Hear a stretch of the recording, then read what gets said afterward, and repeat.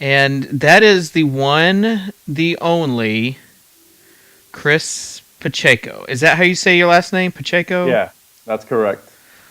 Chris from RotoExperts.com. He is kind of the adopted little brother of Drew Dinkmeyer and Mike Leone, filling out a rather dysfunctional family there at Roto Experts Daily Fantasy Rundown there. Chris, how does it feel right now to be on Insiders? Like, is this kind of a milestone? Um, sure. If Yeah, you want like to call it a life milestone, yeah, like, sure. kind of like a notch on your belt, kind of as far as maybe that's not the right timing, given the AP news today that he told them that he smoked a little weed. Who does that while on bond? He is just such an upstanding guy, you know? Yeah. It's just like he's just trying to be honest. No, I mean, I'm an OU fan, so I wanted Peterson to not look like a monster and an idiot out of this whole thing, but that's not happening. The truth is, a lot of people, like if social media, everything was around 20 years ago, 30 years ago, even really 15 years ago, because it kind of was around 10 years ago. But you would have, there's just a lot of things that can be exposed from these athletes, and you're seeing a lot of the skeletons in the closet come out. So, speaking of coming out, we have JJ Zachariason with Number Fire. What was that transition? Yeah, What? pretty sure it's Zacharyson. Zacharyson. It is Zacharyson. Okay, well, I've been saying it wrong for the past 3 months. Yeah, Thanks. well, so does everyone, so I don't care anymore. Well, maybe you should think about changing that A to an E there, pal. It used to be. My great-grandparents changed it because they're idiots. Idiot grandparents. Oh man! But all three of you wearing your NHL jerseys today. That's cute. It's Let's go time. Pens. The Pens suck. Let's go Bruins, Dude, baby. you're in the what? Why even start that?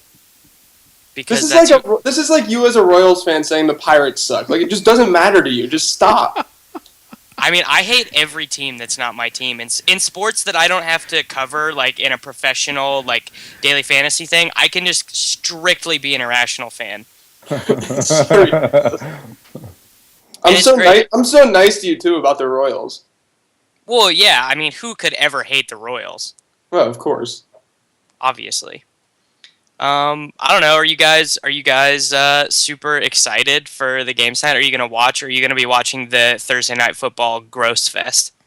Watching hockey tonight. Yeah, I'll be watching 0 minutes. I think I've watched like maybe 10 minutes of Thursday Night Football all year. I've watched it. I've unfortunately watched it, but it's been so bad. I just don't. Why would anyone want to do that to themselves? Like, there are better products out there. Normally, there are better college football games on Thursdays than there are. Like, they're just gross. Although I don't know. this one's interesting. It's more interesting than some of the other ones that we've seen. Yeah. Are you guys wanting to use Luck or Foster in any Thursday start GPPs or anything? Pacheco, are you on those dudes at all? You know what? For Foster, when I started writing the cheat sheets for this week, he actually made it into the value play section. But then I took a look at the carries of the big workload that he had on Sunday. And I'm not going to lie to you, it kind of worries me a little bit, especially in cash games. So I don't know. He's a tournament play for me. The hamstring thing kind of worries me a little bit. That can tie him up at any point in the game. He can get subbed out. I don't know. I think there's some risk there, and I'm not willing to bite the bullet for cash games. Yeah, I'm definitely not on board. And I mean, I would think that Luck normally falls under like a GPP play, especially when he's against AFC South opponents, because I mean, let's be real, Luck is a mediocre quarterback outside of the AFC South. But these Thursday night football games, just they just reduce passing numbers so heavily that I can't even justify it for a tournament. That being said, he's going to go out and throw, like, Aaron Rodgers threw a touchdown on like 20% of his attempts last Thursday against the Vikings. Like, it was just nuts. Well, this year's been really weird on Thursday night. Like, you had Eli also, and you had Matt Ryan go off against. Well, it's been home blowouts. And yeah. I mean, the thing with Luck this week though too is that Houston, advanced metrics wise, like some of the NEP stuff at Number Fire, Houston's got like the best secondary in the league. You run against them, you don't pass on them. So that's something to look out for tonight with Andrew Luck as well. Yeah, for sure. Which is kind of backwards since their line is so sick, but for sure. Let's talk about all of these mid-tier value running backs, pretty much. Like, there are a bunch of them this week due to injury, due to changing situations. We have Ben Tate, we have Joik Bell, who I think is sort of a must-play on DraftKings, but is more expensive on FanDuel. There's Andre Williams and Brandon Oliver. Out of all of those dudes, who is your favorite, JJ? We were talking about it a little bit earlier. I really like Ben Tate this week. I don't know, did you just mention Ben Tate in the group? Mm-hmm. Okay. I really like Ben Tate. He didn't really get an opportunity to crush Pittsburgh in week 1 because he got hurt. But as we all know, the rush offense did destroy the Steelers in week 1, even though game flow didn't dictate that. That's a good thing about the Browns too, is that even if they get down in games like we saw against Tennessee last week, they still run the football. So I still think Tate has that 20 carry upside. Obviously, the lack of receptions is a little bit of a bummer over on DraftKings because of the full PPR. But I think he's got a lot of touchdown upside, which is usually what I look for in running backs. His price point's good, and I think he's more stable than the other guys there, with Andre Williams and Brandon Oliver kind of in that same group. So I would look at Tate, I think, mostly, at least in cash games. Yeah. So my hesitance on Oliver is a lot of what... people are going to realize this when they start constructing lineups Sunday morning, is that he is not an infallible player.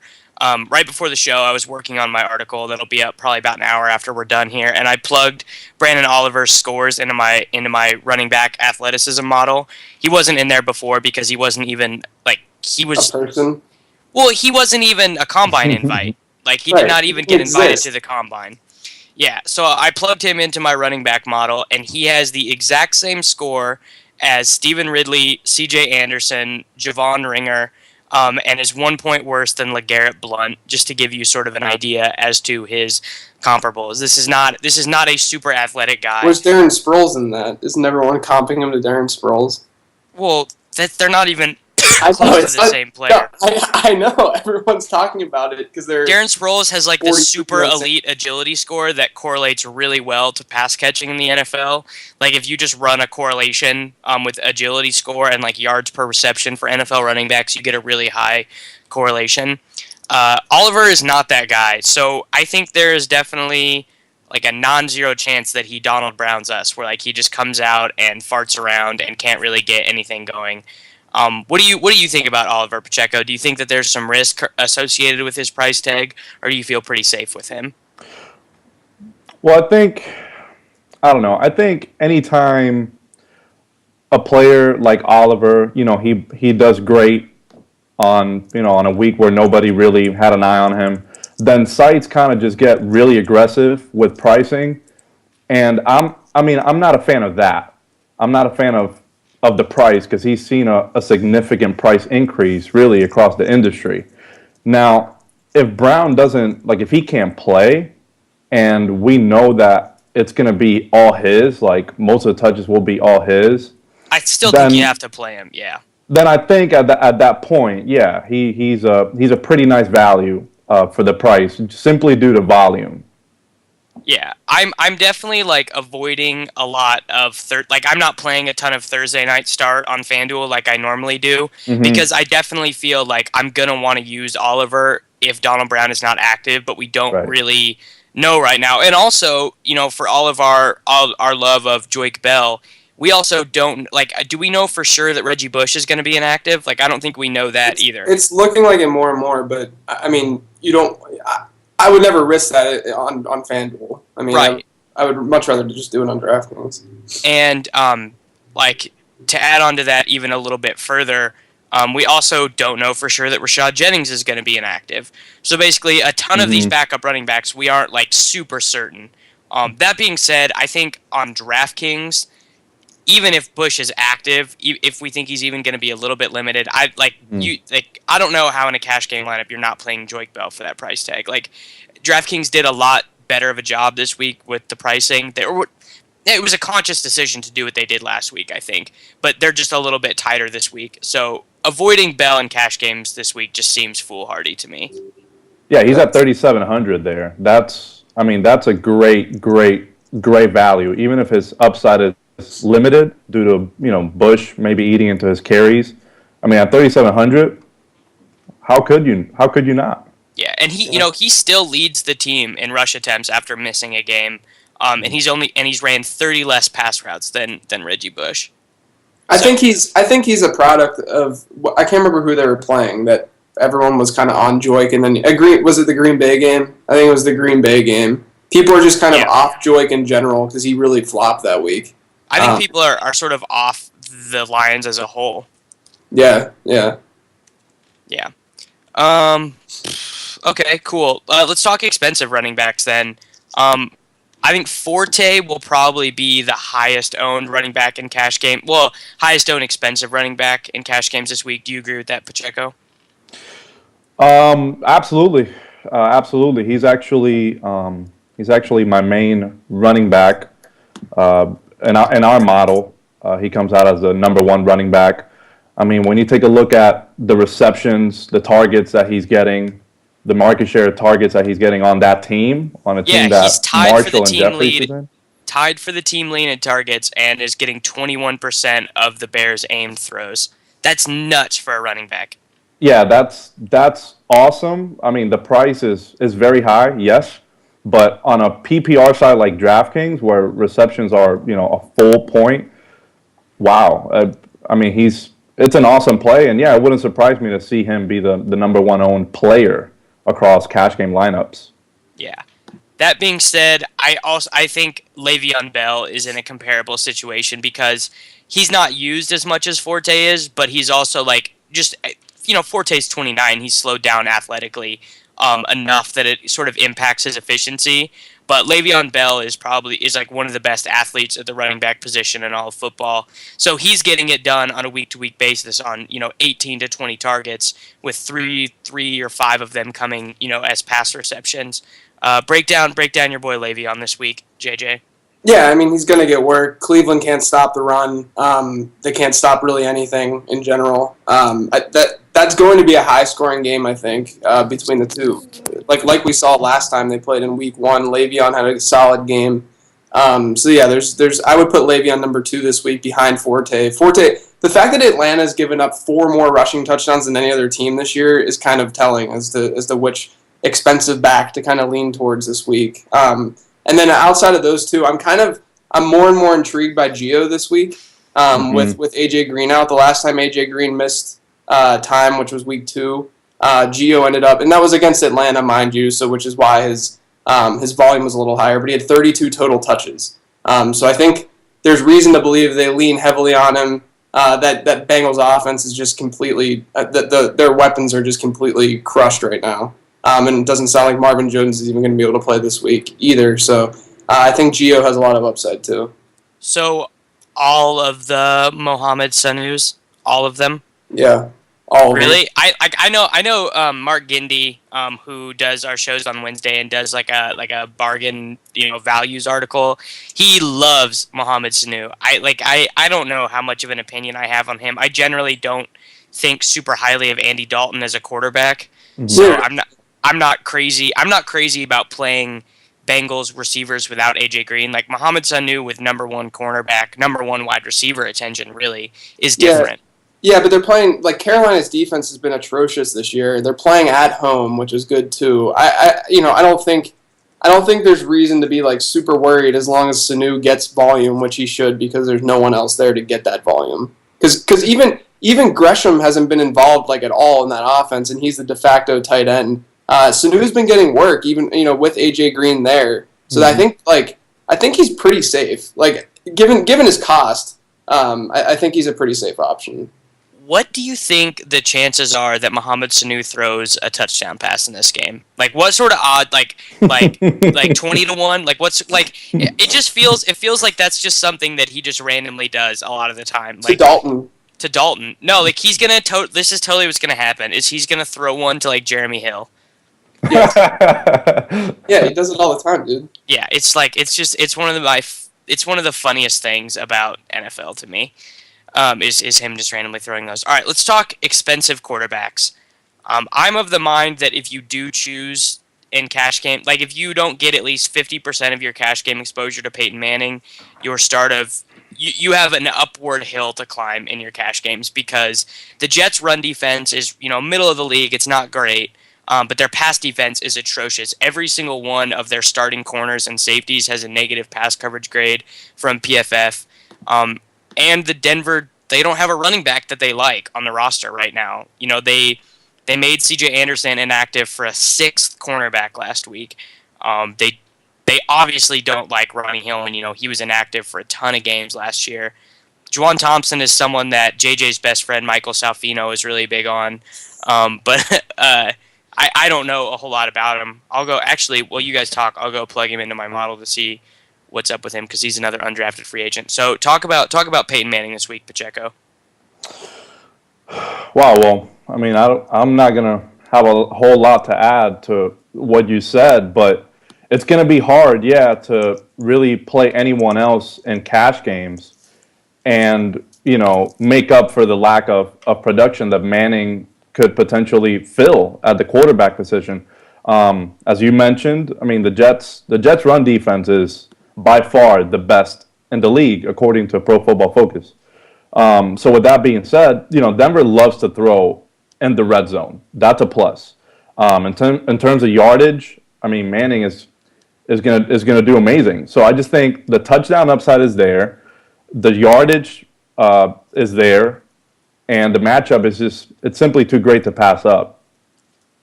Yeah, I'm totally on board there. JJ, you hate Peyton Manning. Peyton Manning is quite literally the bane of your existence.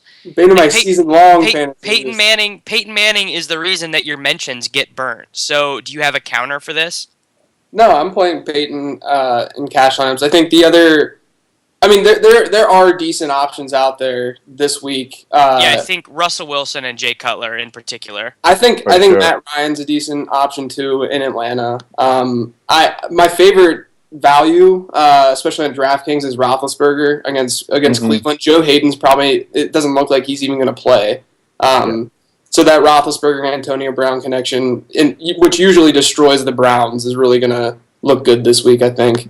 So if you want to, I think what's key is if you want to plug in like if you do want the Big Ben Antonio Brown stack and if you do that, then you can easily plug in Matt Forte because of Ben's low cost on DraftKings. I think he's like 6,500.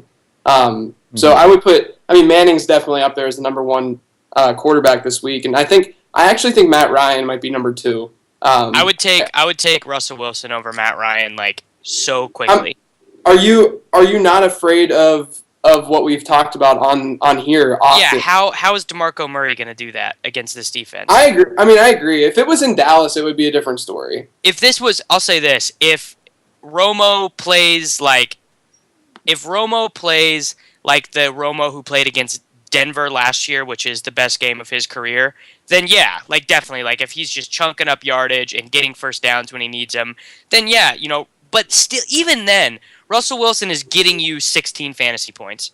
He is going to get. There is no way he doesn't get you at least 16 fantasy points. I will plant my flag on that. Yeah, that's fair. I don't think. I mean, he's priced fine. Like I don't really mind him at all this week. I'm just saying. Like I think like the thing is that Seattle's defense isn't nearly as good as they were last year, just because they were so good last year. And I just generally worry about Dallas being able to still run the football on Seattle. Like I don't think it's out of the question for them to be able to control the clock like they do every single week. I think it's pretty out of the question, dude. Huh? Like I know they're. Real quick. Well, a big part of their thing is that passes to Des Bryant are basically an extension of their run game. They use screens to him and crossing routes to him as an extension of their run game. And I mean, like Des is great, probably the second best wide receiver in the NFL. But like, what's he gonna do against Richard Sherman, dude? Richard Sherman is so good. Yeah, no, I mean, I'm not saying you're wrong. I just like I don't think it's as much of a lock from a value perspective because I think Matt Ryan could absolutely go bonkers this week. Yeah, And it depends. Like I think he's like $800 more on DraftKings, and he's 300 more on FanDuel. So it's not like their price points are like so far off. 800 is a lot. Pacheco, 800 is decent on DraftKings, but 300 on FanDuel. Russell Wilson, Matt Ryan, or Jay Cutler. Wow, dude, that's really tough. Those really are like tough the for me. guys. Like I'll just give away like the guys I'm playing this week in cash games. Not that anyone really cares, but I'm playing Peyton in probably 60 to 70%. I'll have about 10% Cutler, and then I'll probably do the last 20 or so on Russell Wilson. And also, Wilson is going to be on a ton of my Millie Maker teams because I feel like people are going to see that Dallas has not allowed a ton of fantasy points to quarterbacks, but they're giving up the most yards per play by like I think 0.7 yards compared to any other defense in all of football. They're terrible on a per play basis. We saw it last week when Ryan Fitzpatrick needed to march down the field to get points. Like when they decided to try, like it was over because they're just bad. I don't know. What do you think about Cutler or Matt Ryan, Pacheco? Well, I mean, that game has the highest total out of any game this week. So that's, I mean, right there, that's a plus. The spread is small, so both quarterbacks are, probably going to be throwing the ball throughout the game. That's a plus right there. And then the prices are nice across the industry. So that's a plus too. Both of them rated really well in our quarterback model. I'm going to use both for cash games with Payne and Wilson, just like you said, Matic. I don't know. If I had to rank them, it'd probably be Cutler, Ryan, and Wilson. Simply because with Wilson, I'm afraid that Lynch will cut into a lot of the production, of the running production, because he's such a weapon in the red zone that I just feel like he's going to be the one that's going to, vulture away some of these touchdowns. That worries me a little bit. No, that's a legitimate worry, and I mean, Jonathan Bales and I had a funeral for Marshawn Lynch last season, so sometimes it's hard for me to reconcile the fact that he's still alive. I think Bales and I had dueling swords last year on the Fantasy Pros preseason running back ranks. He had him running back 24, and I had him like running back like 22, and every other ranker had him top 10. So Bales and I are really intelligent folks, and we know what's happening there. That's a good transition to talk about expensive running backs. I know some guys in chat were talking about LaShawn McCoy. JJ, what is wrong with LaShawn McCoy? Break it down. Have you been watching the film? Yeah, watch all of it. No, I mean, I don't think it's really necessary. As everyone's kind of alluded to, I think it's obviously an offensive line problem that's going on with Philly right now. I don't really think it's him per se. It's just. It's still kind of risky to just roll with him. I know his price point's pretty solid right now, but it's we thought last week it was going to be solid, and it wasn't that solid. So, in general, if you're playing a cash lineup, I don't really think there's a reason to roll out LaShawn. Yeah. What about you, Pacheco? Yeah, with McCoy, it's mostly due to the offensive line issues. Obviously, like JJ said, I think. For expensive running backs, I really, really like Lynch. Like I said in the Wilson blurb, I think that he's such a great red zone weapon that his touchdown probability on a weekly basis is awesome. Then you couple that with the terrible Cowboys run defense, and you have a really legitimate top play at the running back position. Yeah. I actually think that the way a lot of my lineup construction is going to go this week in cash games, like obviously Millie Maker teams, I'm going to be doing, some different things. And I actually think sort of the sweet spot for GPP teams is cheap running backs because if you just throw out enough teams, like eventually like you are going to get the right combo of cheaper guys who have nice games, and it's less likely for less expensive wide receivers to have, the Demaryius Thomas 250-yard, 2-touchdown game. But I do think in terms of expensive running backs, Lynch is a guy that I actually do really like this week because it's just hard for me to imagine him not getting, that 100-yard bonus on DraftKings. Are you on board with that, JJ? Yeah, same deal. I mean, we talked about obviously Forte, Le'Veon, Little Gio in there. I like Lynch in that exact same group. I don't know how you can't week in and week out. Yeah. We got a question about Storm Johnson in chat. I've been driven into Drew Dinkmeyer's vortex of hot takes on Storm Johnson. Yeah, that was hilarious. Well, he's just not very good, and people this is an annoying thing to me. Is when any undrafted free agent is going to get a chance to get carries, and people are like, well, why can't he be Arian Foster, huh? Foster's combine times weren't good. Why can't he be Arian Foster? And it's like, well, I don't know, because Arian Foster is pretty rare, bro. Right. That pisses me off too, and then it's the comment. It's also the idea that like okay, Toby Gerhardt's been terrible. We understand that. Not only did Drew make a good case as to why Toby Gerhardt is physically just a better player than Storm, but the other thing, people, when these running backs come out of nowhere, people completely ignore situation. Do we not realize that the Jags rushing offense is completely dreadful, and that there's a direct correlation between a good passing team and running back success? And because of that, there's no reason to be in love with Storm Johnson. I understand that the allure of touches, but Toby Gerhardt's been started getting some volume, and what you're not understanding is that he hits the hole right with explosion. His hip fluidity when turning the corner on isolation runs is gorgeous, JJ. I don't know. He feels like the most unnecessary risk play with all of these other cheap runs. It just feels like the most unnecessary risk ever for Daly. Well, I'm telling you, it happens all the time with running backs that are it's different when you're talking about Denver. It's different when even if Ronnie Hillman is the worst running back in the world, it doesn't matter because he's playing in Denver. His quarterback is so good. Right. It doesn't matter. We see this all the time. It's why I wasn't on Toby Gerhardt at all entering the season. Because of that passing offense. You need some semblance of a passing offense for the defense to stay true, and it's just, you're not going to get that from Storm Johnson. He needs to he needs to be a freak of nature in order to break through in that offense, and considering it's the complete opposite of what we're seeing from a measurable standpoint, I have no idea why you would fall in love with him. Breaking news, Todd Gurley has been suspended. I don't know if it's indefinite or if it's just for this weekend, but he will not be active for this upcoming game. Bruce Feldman just tweeted, Georgia announces Gurley has been suspended for an alleged violation of NCAA rules.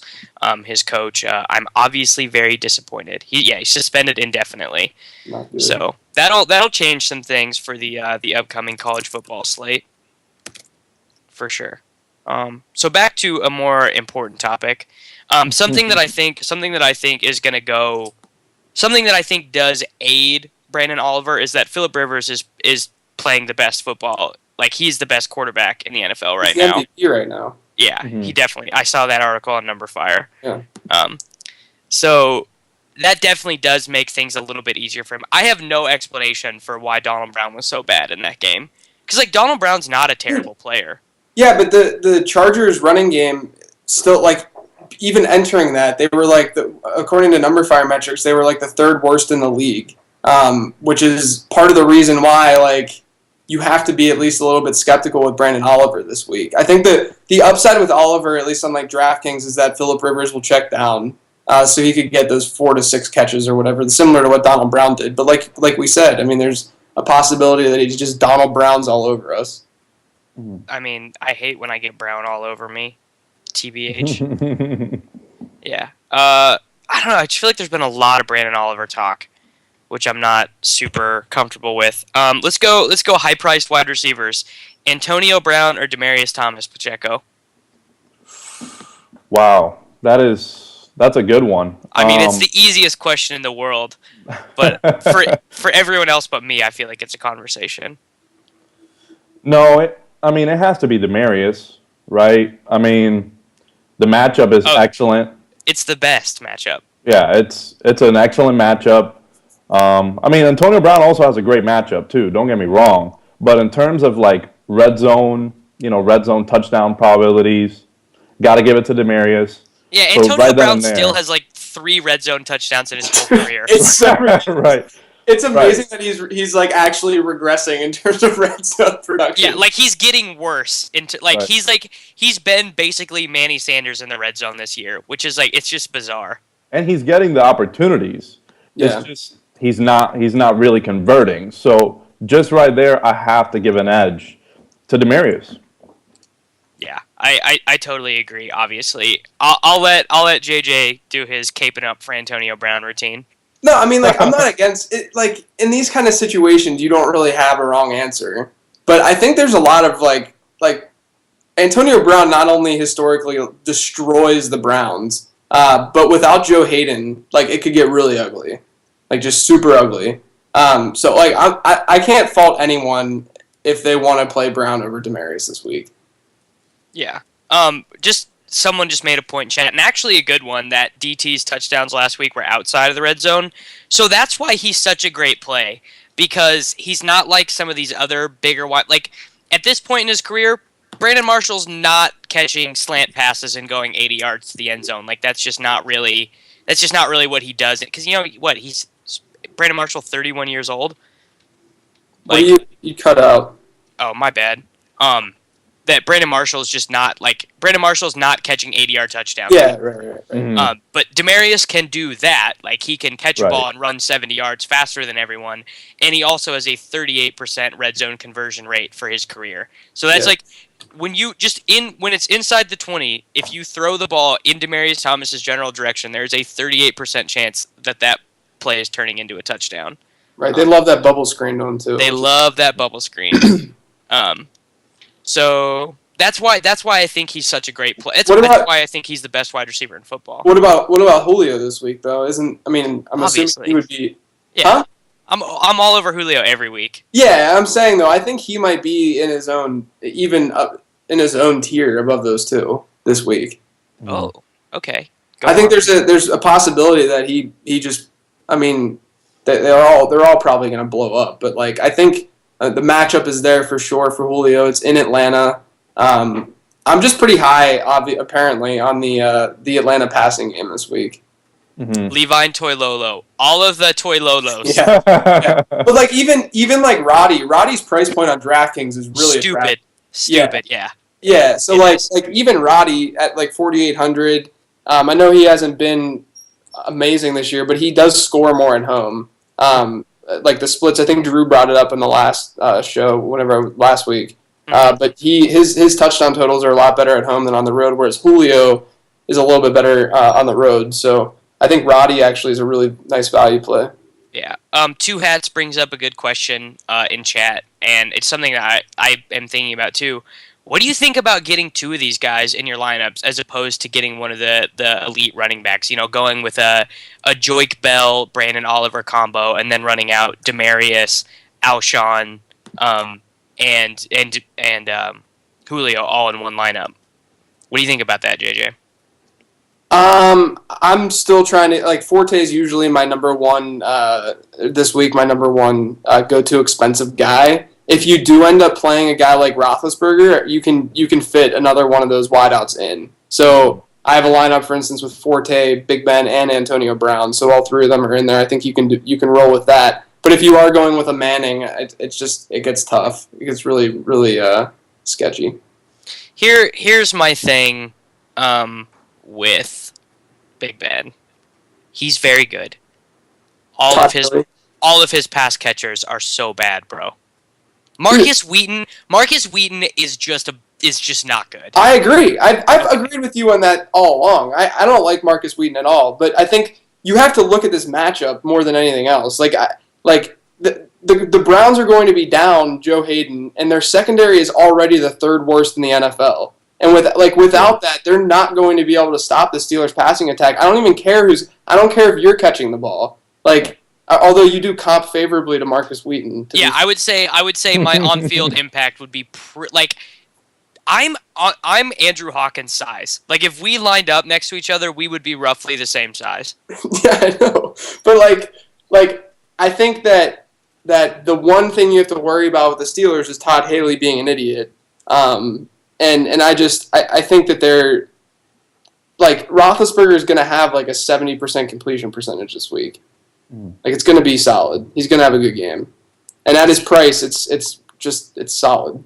All right, Pacheco, is he being a homer about Roethlisberger or nah?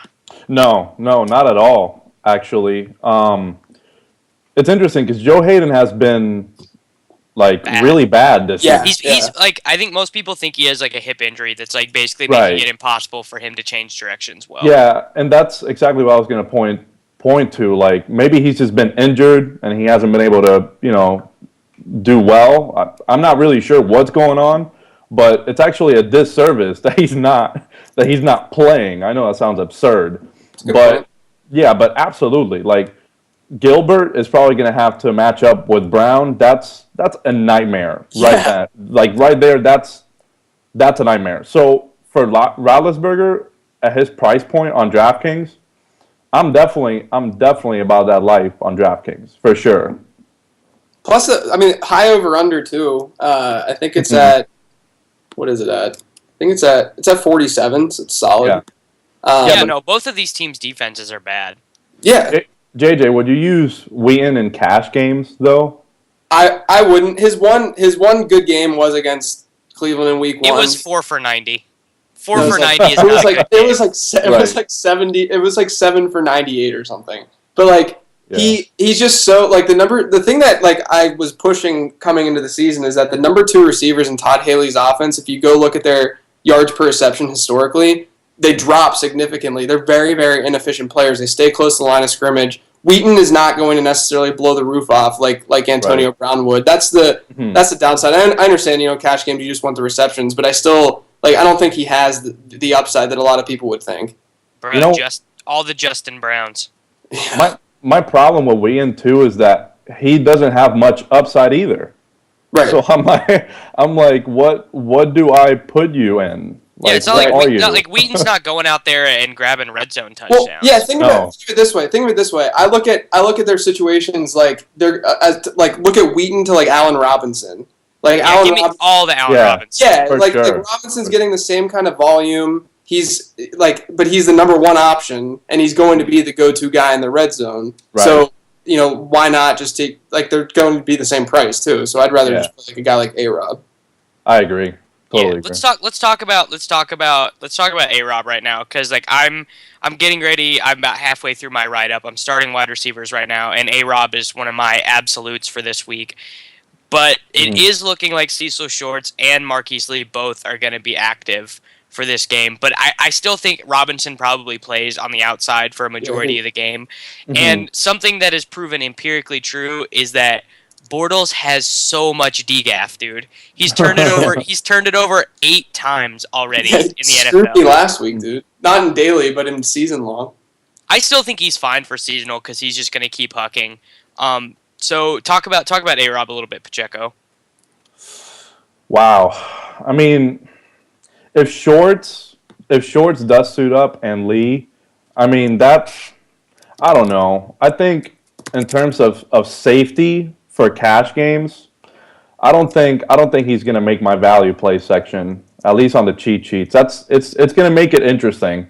I think I would rather just play him in tournaments. Maybe he gets a deep ball or two. Yeah, Ruben Randall over A-Rob for sure. Oh, absolutely, definitely. I mean, he's leading the Giants in market share of targets, and they have a ton of really good weapons. So yeah, I mean, I know Randall's a little bit more expensive, but I'd rather do Randall over Robinson, especially if Lee and Shorts are playing. Yeah. We gotta quit. Well, no, real quick before we talk about Andre Holmes. Odell Beckham might be covered by Kerry Williams this week. Yeah, it's attractive. If any of you in chat went out right now and were covered by Kerry Williams, you could catch a touchdown. For real. I know I hate Odell Beckham, and he's like one of the most overrated players. Like probably one of the he's the worst draft pick since Tavon Austin. Bro, he Look got at a the red zone field touchdown. He already has 50% of the NFL touchdowns that he had in the SEC in college. But I don't know. Are you is Odell Beckham like a realistic option, JJ? I can't tell if I'm overcorrecting for my bias. No, if I'm playing a Giants wideout, I'm gonna play Rube. Yeah, I don't really Rube think for sure. I don't really think it's that close. I think like a more contrarian play, but it's so much more expensive would be Cruz because no one's gonna really be on him at his price point. But Yeah, because he plays in the slot and Boykin is gonna smother him. Right. Like I'm not. I think that the Giants have a lot of upside this week in the passing games. That Eagles defense, you'll play. What's interesting? So like I was looking at it, the Jaguars and the Eagles have allowed the most passing plays this year. They're tied through 5 weeks, and I think, Philly, the offensive volume is so good, and that's a big thing going for Andre Williams. No quarter. We didn't mention Eli, but Eli has a pretty safe floor this week too because they've given up 2 touchdowns in every game this year. But yeah, I mean like I think if you're gonna go with a Giants wideout, you have to go with Randall this week. Yeah, and I talked about this on the podcast. Like he's not having a very efficient year. But in this matchup and with the amount of red zone targets that he's getting, it doesn't really matter. So let's do tight ends now because this is a good transition because someone just said something about Larry Donnell in chat. JJ, what the F happened to Larry Donnell last week, man? What did the coach's tape say? I didn't look at the coach's tape. Okay, good. I don't know. I mean, I think it's just the tight end position, and that's kind of what happens. Like we have to realize that there's really no. What's interesting this year is that the gap is clearly closing on the elite tight ends, the way that they've been performing. And, paying up for the tight end position isn't even close to a lock as it was like last year. So I think you just have to kind of ride the roller coaster if you're going to not necessarily spend. And I think Philly, if I'm correct, they actually defend tight ends pretty well, and they haven't given up a lot of fantasy points to tight ends this year. So that's kind of the downside with the price point on DraftKings. At least I think he's 3,500. But I think there's other tight end options this week. One guy I really like is Owen Daniels. He's had 13 targets in the 2 games that Dennis Pitt has sat out. Playing against Tampa, he's given up the 26 most points to tight end. Or sorry, I guess they rank 26 in terms of tight end points surrendered. And they've given up 20 tight end receptions over the last 2 weeks. So if I'm looking at a cheaper, I think he's 4,300 on DraftKings. I think his price might be a little bit higher on FanDuel, but I do like Daniels a lot this week. Yeah. Real quick, someone asked a question in chat I forgot to get to. Are either one of you on Andre Holmes this week? I would be if Moore was inactive again, but I just saw something like someone just said in chat that Sperano is going to have him active and playing this week. I mean, me personally, I don't really want any shares of anything Raiders related. Not biased or whatever. I think they're a mess. They have a new coach. Who knows what's going to happen there? Honestly. Yeah, JJ, I'm assuming you are of a similar mindset. Yeah, I'm in complete agreement. I think there's other. I like him. He's big. Is he if Moore's inactive, I'm actually fine with him because garbage time. Like he's gonna now. Obviously, if Moore is active, like you like literally cannot play him. Like then it's just a complete. You have no one knows what's gonna happen. But like I don't think Derek Carr is terrible. Mm-hmm. So like I'm okay with it. TBH. All right, continuing on tight ends. Gronkowski. 5,800 on DraftKings. Mm-hmm. Yeah, he's playing 80% of the snaps, dude. It's a wrap. I understand. I understand the allure. You know my feelings. No, so now here's where JJ goes all 5 condom on us and explains why we should play Austin Seferian-Jenkins instead. No, like I get it. I get Gronk. Like I get the allure. I just think like this week there's a pretty big gap between a lot of the elite guys that you want to throw in your lineups and value plays. Like I think you need to have a guy like Forte, a guy like Antonio Brown, and fitting Gronk in your lineup is not a cakewalk. So because of that, like that's mostly the reason I'm off. I don't know, man. I feel like Gronkowski is an elite play, but you're getting him at a mid-tier. Like, you're getting Rob Gronkowski for what Larry Donald cost last week. Mm-hmm. I get it. There's still like you placed that price tag last week, and I say hell yes. Like let's go for it. So basically, you're saying I'm gonna let you finish. No, but Tom Crabtree has the best price tag of all time. No, the slate is just a lot different. The pricing is a lot different. Mm-hmm. If it was last week, I'd be totally cool with that. And I'm still not like against it. I'm just saying like if you're going to pay up a tight end, it's pretty difficult to have to make a good looking lineup, especially if you're trying to fit like Peyton in there. I mean, you can go Russell Wilson, Joik Bell, let's just say Brandon Oliver, assuming we know for sure Donald Brown is out. You could grab Alshon. You could You could go one of the expensive guys. You could grab Justin Hunter or A-Rob, Gronkowski. Probably have I don't have a lineup screen in front of me, but probably like 5,000, 5,500 for a flex, and then the Broncos D. Yeah, that's fair. That's a fair point. But that's a competitive.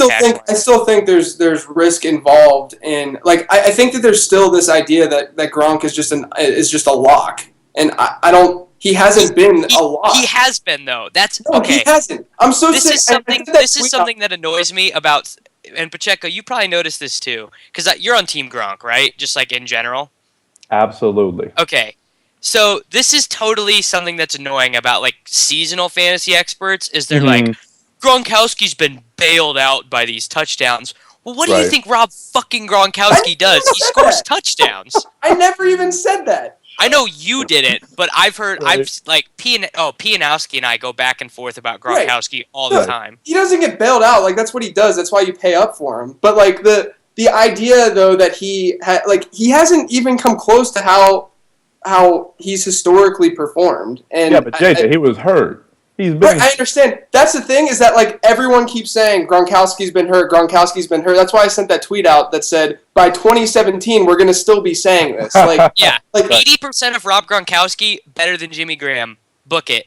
I'm not. I love Gronk. I think Gronk's the best tight end in the league. I'm just saying like when are we going to stop saying Gronkowski's hurt whenever it's week 17? Like we're already past the point that people thought that he would be 100%. So why is it that we should just? No, we're not. I never. You said that whenever you draft Rob Gronkowski, you're just lucky that he's performing in 4 weeks.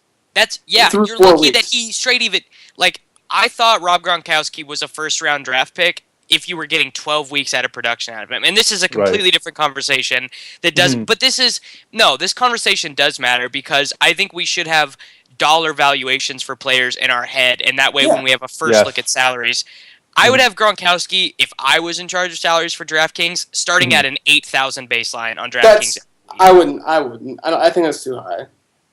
How many touchdowns do you think he scores per game in his career for just average? A lot. 0.83. No. 0.92 touchdowns per game because people forget about the rushing touchdown. Right, but there's still. I mean, like. Again, I think a lot of it this week has more to do with the elite guys that I want in my lineup more than anything else. And you're getting an elite guy for cheap. That's what you're not. That's what you're missing. Yeah, that's what I'm saying. Go ahead, Pacheco. Let me butt in here if I can. You may. Okay, no DFS related. Can we agree that Gronkowski is probably a top 5 NFL weapon, offensive weapon? Like, you're in the red zone, you want to score a touchdown, who are you going to throw to? I'm sorry, but there's only a couple guys that make my list. It'll probably be Demarius, Julius, and Gronk. All right? That's about it. So, like Maddox was saying, I mean, he's at a mid-tier price point this week. And, JJ, you want to talk about elite players? Well, I could fill in my tight end position with, basically the best tight end in the league, who, by the way, is not on the injury report this week. Okay, if he's not limited, like if all the reins are off for Gronk and you're getting him at 5,800, why are we even talking about this? Because I get it. JJ's stubborn is why we're talking about this. No, I'm not. I'm not. I really just like. I think there's a lot of exaggeration about what Gronkowski is and how he performs and how he has performed so far this season. I think there's a general exaggeration there, and I don't think it's a bad play. I think it's fine. I understand the price tag. What I've been saying all along is that this slate and the way these players are falling, I don't think it's a cakewalk to get him into your lineup this week. Give me Rob Gronkowski and Brandon Oliver over Matt Forte and whoever your favorite min-price tight end is. I'll even give you 5 points. I mean, in terms of safety, we can talk about the difference. Seriously, I'll put together after the show. We'll put together tight end and running back combo. Heads up for rolls, JJ. Heads up for rolls. I'm just saying. Like I'm not. I also think that it's becoming easier and easier to exploit lower tiered tight ends. Like I think that that's a thing that we have to recognize as well. Is that it's easier to see who those lower priced tight ends are who are going to break out. Which gives you more confidence in doing that. Well, a big thing this week is that Travis Kelce is not playing, and I know that sounds ridiculous, but that's actually completely because he's the only low tier tight end that is like not that he's safe because Andy Reid is a moron, but like he's still so good and so weeks when he's inactive, I'm like I don't want to play Eric Ebron. I don't want to do that to myself, you know. Like, I just don't. So, and we should talk about Julius Thomas, though, because I actually do feel Someone brought up Jordan Reed, also. That's an interesting play this week. Just throwing that out there. Oh, definitely. Like, he's like a million. He's like a mid-tier, like, tournament play, Jordan Reed is. I don't know. And also, I just said something in chat that I did not mean. I said I would rather play Brandon Oliver than Rob Gronkowski, and I most certainly would not. You're an idiot. I did not mean to do that. All right, Pacheco, who are some plays that we haven't talked about that you are on this week? Yeah, well, actually, you mentioned Julius Thomas. I mean, it's going to be tough. Like JJ was saying, it's going to be tough really to fit in one of these high-priced tight ends. And yes, Gronk isn't really high-priced. But he is getting, almost a 6,000 on DraftKings. I mean, that's getting a bit high. But Julius Thomas, in terms of like touchdown probabilities and upside, boy, it's gonna be tough to make up for that production at the tight end position if you don't play Thomas, unless you play Gronk, who has similar touchdown probabilities this week. So I definitely like Julius. It's just the price point is a bit pricey for me, in my opinion. It's really high. Yeah. I don't know. Is this the week that Emmanuel Sanders finally scores a touchdown? Oh, no. Goodness gracious. Now Walker's involved too. Yeah. Salfino found a pretty cool stat. Every single one of Peyton's touchdowns this year have been to a player 6'3" or taller. So right. That's pretty cool. JJ, players we haven't talked about yet that you're on. Any elderly running backs? No elderly running. By the way, I threw out Fred Jackson at the end of the last one. You guys laughed at me last week. He's had like 8 catches. Goat. But my goat for sure. I think it's kind of under the radar play in general. I talked to you about this on Twitter, Davis. It's Anquan Bolden this week. They're playing St. Louis. Shake your head all you want. I don't understand. Well, there's reason. St. Louis is one of the worst teams at defending number 2 wideouts this year. Last year, Anquan played. He's physical, and last year and the Rams can't handle that. Last year when he played them, he had 16 catches for almost 200 yards in the score in his 2 games against them. With Vernon Davis and Michael Crabtree both hobbled, he's going to get volume. I think he's a decent play this week at his price point, and I don't think a lot of people are on him at all. The other thing, too, which is kind of a narrative, he scored a touchdown in his last 4 Monday night games. Just throwing that out. Dude, Narrative Street. Brandon Marshall is Narrative Street this week. No, Pacheco. I'm on team anti-Narrative Street. I am too. I was just doing that to make you. I gave you like 5 different reasons why Anquan Bolden could blow up this week, and then you take the one thing that I was joking about. What does Janoris Jenkins cover the wide receiver too? Is that why they're so terrible? Yeah, I mean, I just like they just are not. It's like them. New Orleans is pretty bad. Dude, New Orleans pass defense is dead last in the league by Football Outsiders DVOA. We have Tampa Bay, which is why like a Torrey Smith play is going to be probably pretty popular this week, I would assume, in tourneys. Mm-hmm. Yeah, like New Orleans is pretty bad. St. Louis is really bad.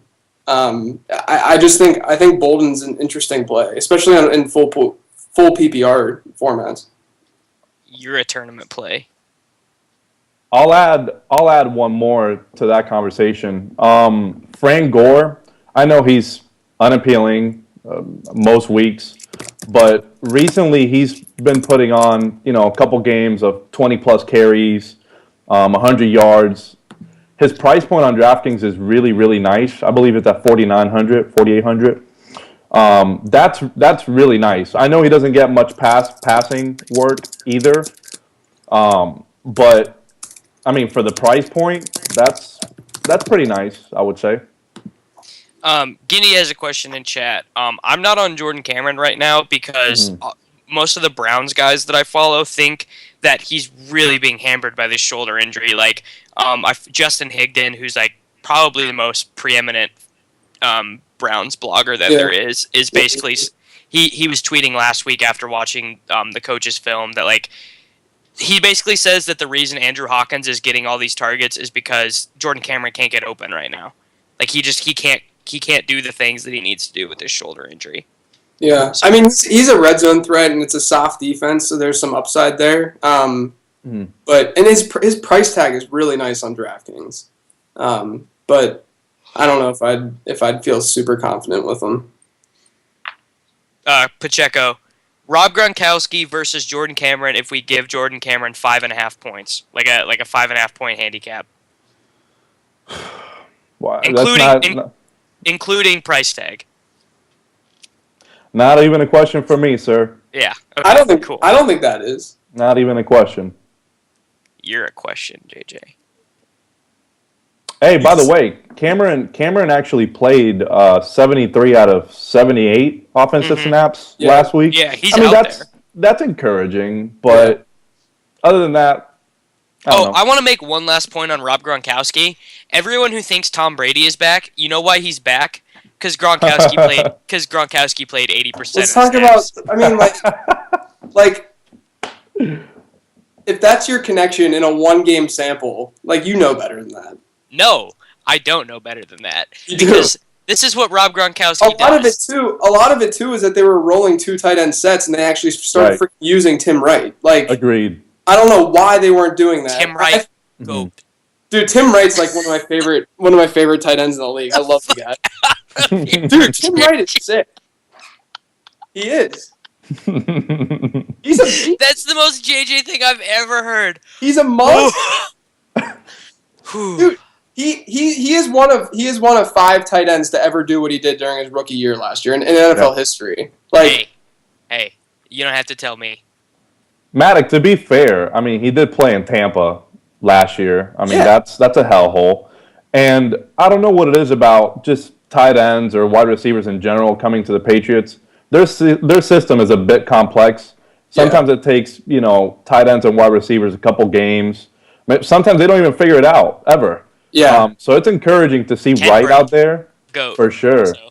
I think that's the reason is that they finally started using that. Belichick even said that Tim Wright's finally learning how to block, and that's why they threw him out there. And that's really what helped that team last week. I mean, obviously Gronk being healthy. Gronk being healthy. This is literally the most ridiculous conversation. Go ask anyone that covers the Patriots and ask them about their tight end sets this past week. Yeah. I'll go talk to my inside sources with the New England Patriots, and I'll have them tell me a bunch of flowery stuff, and then have Rob Gronkowski miss a game, and they'll lose 30-7. I don't know why it's so crazy to think that like an extra tight end whenever it helped tremendously when they played 2 tight end sets in the past with Rob Gronkowski. Why this is such a crazy thing to say? JJ, Davis only listens JJ, sorry, Davis only listens when Eno Saris is talking to him about player speak or coach speak. Okay, well, here, I'll stop being hyperbolic and actually answer the question as to why I think Gronkowski is a much bigger key. I will say that using JJ. Don't. I never said that one was a bigger key than the other. I'm saying that there's more than just Rob Gronkowski. Yeah. Wow. So I just don't know. I don't know how you can say that he's going to be the next Aaron Hernandez. I just don't know. You guys stop. You guys are the absolute worst. No. Here's the thing. Gronkowski does a lot of things. One, when he's healthy, you have to double cover him, and he gets bracketed a lot of the time. So not only does that change the formation, it doesn't change how the defense calls their plays. That changes how they line up before the snap a lot of the times, which definitely matters for a quarterback that is cerebral as Tom Brady. Second, I believe not last year but the year before, graded out as not the best run blocking tight end, the best run blocker in all of football, which matters a ton in short yardage situations, and I think matters in terms of Brady's confidence in calling plays. And if you just look at the adjusted yards per attempt of Brady to all of the receivers he's ever played with, so Hernandez, Randy Moss, Wes Welker, Gronkowski has Brady has a better adjusted yards per attempt throwing at Rob Gronkowski than he did throwing at Randy Moss, who he threw 23 touchdowns to in one season. Right. I'm not debating this. I think JJ's just trying to stay ahead of the curve. Everyone's kind of adopted the late round QB. He's going to late round tight end now. Oh, I'm all about the late round. JJ and I agree on 75% of things with fantasy football, but the things that we disagree on, we really disagree on. And who is right, no pun intended, in those 25% of situations? I mean, it depends on the it's looking like I'm right about Rob Gronkowski right now. Wait, what is going on with this right and wrong about Gronk? This is the first time we've ever really talked about Gronk. Okay, do you own any Rob Gronkowski in the second round stock? Zero. Yeah, because it's a different beast. That's an opportunity cost beast. We're just talking about football right now. No, I'm talking about opportunity cost. But then I was about to say that you were right about all the running backs that I loved. Like, they all suck. Maddox, to be fair, though, I mean, I agree with both of you. Actually, it's weird because I actually agree with both. I think JJ has a really good point because the two tight end set actually benefits Gronk since it's probably going to get him one-on-one coverage. That's great, right? Right there, that's great. And then for Brady, I mean, yeah, you've seen the numbers with, Gronk and that split. I mean, Gronk is one of the best weapons in the NFL. So absolutely, Brady will play better when he's healthy, playing all the snaps. Sure, but yeah, I mean, two tight end sets benefits. That's all, and that's really all. Yeah, I'm not debating Rob Gronkowski's athleticism and how good he is at playing football. I'm not at all. That would be idiotic. I need you to know something. That would be dumb. I can't have you being the next Dan Gaspar on this show. Oh. You can't be the middleman. Your takes need to be way hotter. You just need to pick a side, basically. Yeah. Dude, that's tough, man. You can't say I agree with both. Either Wright is better than Gronkowski or he's not.